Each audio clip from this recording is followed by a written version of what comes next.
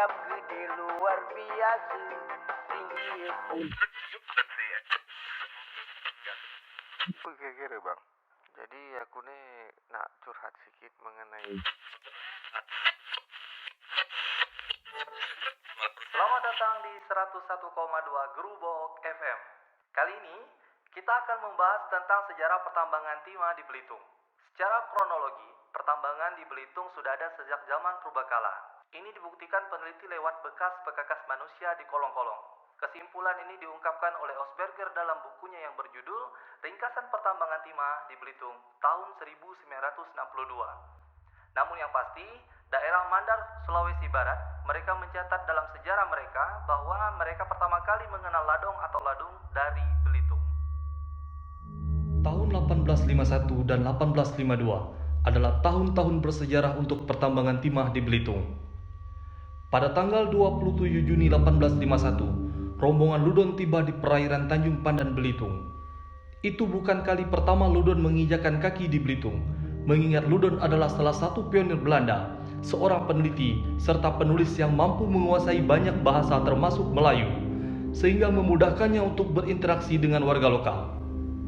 Pria dengan nama lengkap John Francis Ludon adalah termasuk salah satu investor besar dalam pertambangan di Belitung bersama dengan Pangeran Hendrik dan Baron van Tel.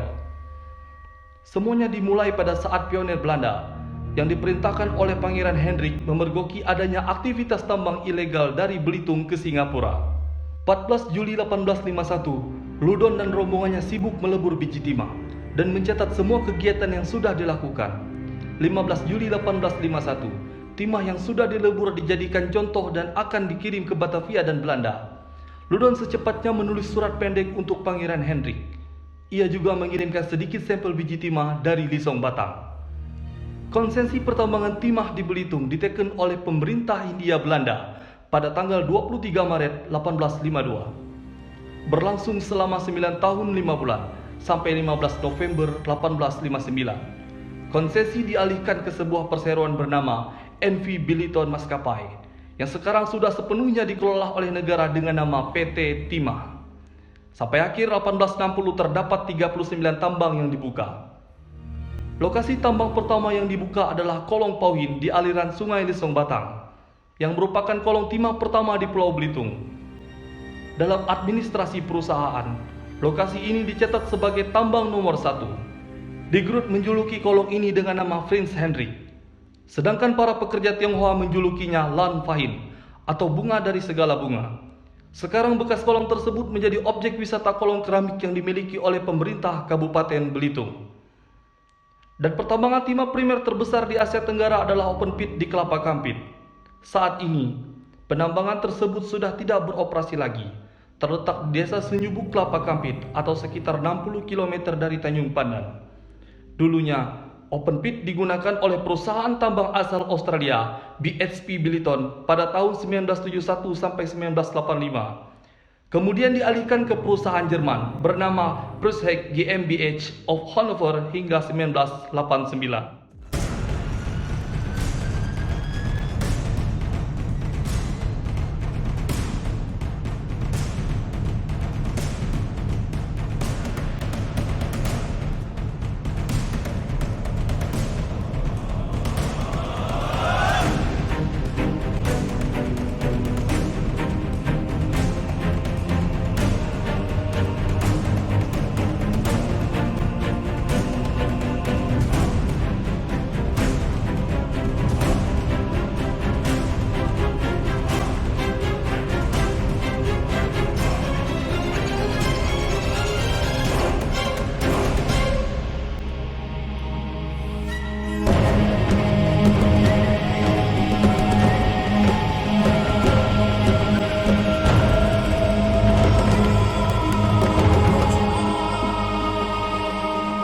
Kalau ngambil timah kita kan ngambilnya sendiri secara manual, tidak menggunakan alat berat.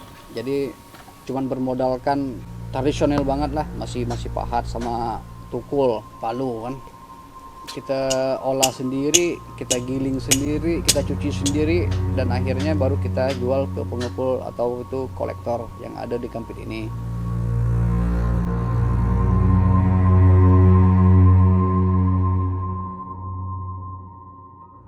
Kalau untuk bertahan sebenarnya kita juga nuntut juga loh sebenarnya, pengen beralih profesi misalnya untuk pekerjaan yang lebih layak lah misalnya kan. Tapi kadang-kadang terkendala dengan dari segi pendidikan, dari segi keahlian, itu yang kadang-kadang kita yang tidak punyanya itu. Nah, makanya kalau untuk sekarang ini kita bertahan ya mungkin sampai saat ini ya Tima masih dibilang primadona juga lah yang ada di Belitung ini, khususnya kelapa kampit.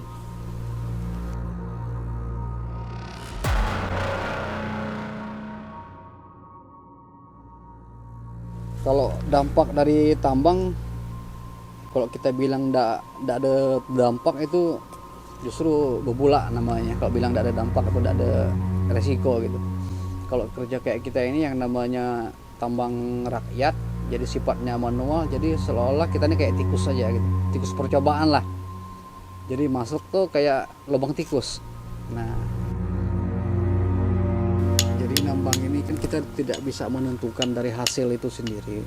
Kalau timah yang kita dapat ini hasil lumayan, ya pengen lah kayak orang, pengen punya ini, punya itu. Ya, sebenarnya misi utama itu pengen kaya gitu. Tapi karena hasilnya cuman ya tahu sendiri ya, namanya tradisional, namanya manual, ya paling cuman buat bertahan, buat hidup aja.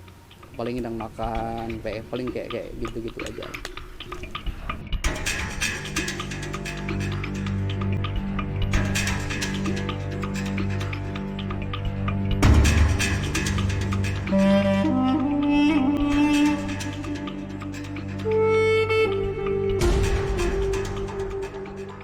Artinya bahwa yang namanya bahan galian, yang namanya tambang, dia tetap ada namanya masa habis gitu loh. Karena kita ketahui bersama bahwa daerah tambang ini kan tidak di semua tempat bisa dilakukan penambangan gitu loh. Kalau kita berbicara sesuai dengan undang-undang, yang tidak boleh dilakukan itu misalnya di sungai, kemudian daerah hutan lindung, kemudian hutan negara, kemudian di beberapa tempat lah yang resiko lingkungannya lebih besar gitu loh. Makanya pemerintah mengatur daerah yang bisa ditambang itu di mana-mana aja gitu loh. Dan sekali lagi kondisi sekarang bahwa karena timah ini udah ditambang ratusan tahun ya daerahnya semakin sempit. IUP yang ada sekarang ini kan bekas IUP dari perusahaan timah gitu loh. Artinya sekarang kondisi tambang yang ada saat ini terutama pertimahan ini ya sisa-sisa dari tambang yang lama gitu loh. Cuma kita berharap besar bahwa tambang yang dilakukan oleh masyarakat maupun perusahaan itu ya tambang yang sesuai dengan aturan yang ada gitu loh. Jangan sampai kita berbicara tambang tapi tidak melihat sisi lainnya dari sebuah tambang itu sendiri gitu loh. Kalau kita melihat ke beberapa tahun ke belakang, kondisi Pulau Belitung ini kan memang udah dari dulu hancur ya. Kalau kita melihat dari udara, dari drone dan dari sebagainya juga kelihatan bahwa yang disisakan dari tambang ini yaitu galian di mana-mana, kolong, bekas tambang timah yang tidak direklamasi. Saat ini ya tambang ini udah tidak lagi menjadi harapan hidup orang banyak, dan aku yakin ya kalau memang kita punya niat yang baik dan bagus, suatu saat juga kawan-kawan yang hari ini jadi penambang ya bisa jadi pendukung dari kegiatan pariwisata. Dan ini juga sekali lagi harusnya jadi catatan kita bersama bahwa untuk apa regulasi dibuat kalau kita ya sendiri yang akan melanggarnya. Dari beberapa tahun ke belakang yang banyak memberikan devisa buat Belitung ini sendiri ternyata bukan hasil tambang. Ternyata udah mulai perubahannya ke arah pariwisata. Kita tidak pernah melarang orang untuk menambang, tapi jangan sampai menambang di tempat yang sudah dilarang gitu loh. Biaya untuk membuat alat tambang aja sampai 100 juta lebih. Artinya kan itu bukan orang sembarangan yang bisa melakukan hal tersebut. Nah, oleh karena itu sekali lagi bahwa jangan sampai akal berakal ngakale lah. Ketika kita bicara nggak nyari makan, ternyata kok nyari makan, nyari kaya gitu loh. Dan nyari kaya juga sah-sah aja, tapi sekali lagi jangan sampai nyari kaya tapi memiskinkan orang lain, memiskinkan kawan-kawan yang bergerak tidak ditambang gitu. Ketika bicara tambang, recovery dari bekas tambang itu mengalahkan hasil tambangnya itu sendiri gitu. Nambang itu uang, tapi jangan nyabi, jangan nyakat, jangan nyaru. nambanglah di tempat yang seharusnya ditambang.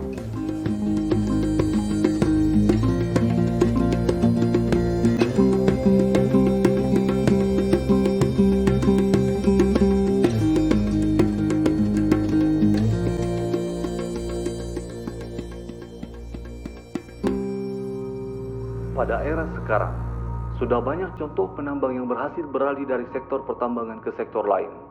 Seperti masyarakat di daerah Juru Seberang, yang sukses menjadikan kawasan tambang menjadi ekowisata mangrove. Daerah air Seruk yang berhasil menjadikan kawasan tambang menjadi tambang ikan. Mengingat bahwa kondisi Pulau Belitung saat ini tidak memungkinkan jika harus membuka lahan baru untuk pertambangan, pemerintah daerah harus lebih tegas dalam menanggapi persoalan tersebut.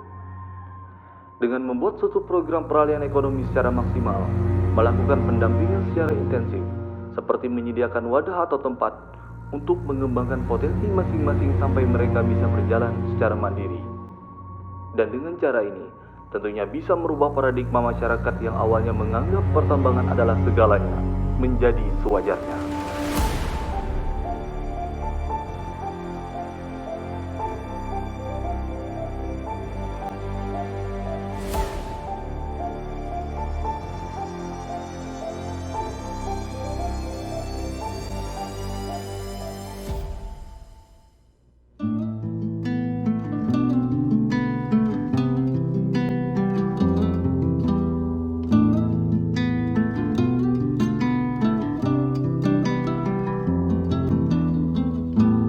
Kala hijau memudar menjadi biru, tangis mengalir menjadi lautan.